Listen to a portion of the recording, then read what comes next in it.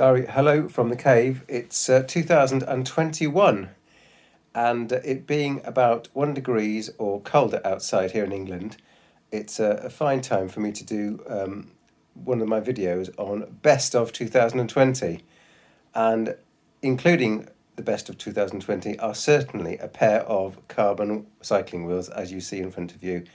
There'll be a link in the WordPress article, but you may know, if you've been following the WordPress diary, that these are the subject of a rather protracted and long-winded ordering cycle. In fact, I think they took about 3 months to arrive. But now that they have arrived, I've had ample chance to test them out. And what can I say? Well, yes, my first ever pair of full carbon wheels, and I am quite happy.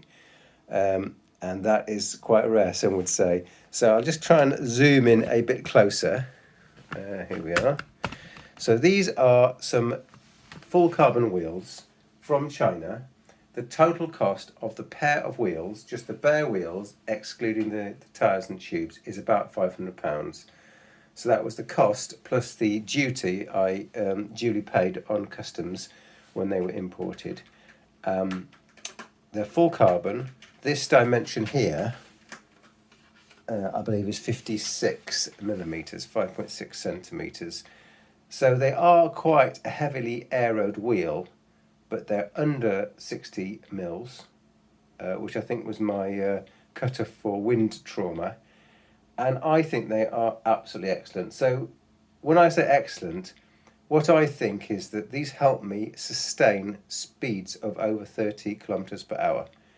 So at any lower speed than that, it's almost a don't bother. And so bearing in mind the fact that carbon wheels are heavier than the best alloy wheels, I would say that your first point of call would be to buy a cycling computer. And when you find that your average cycling speed can nudge close to 30 kilometers an hour, just through peaks, say for a few minutes, then it's time to start thinking about, maybe I should get some aero components on my bicycle, and wheels are probably the easiest thing to aero on any existing bicycle. So I'm very happy. It's £500, thereabouts. I'll just do a little tick-tick test so you can all hear. What do you think? That's a pretty nice sound.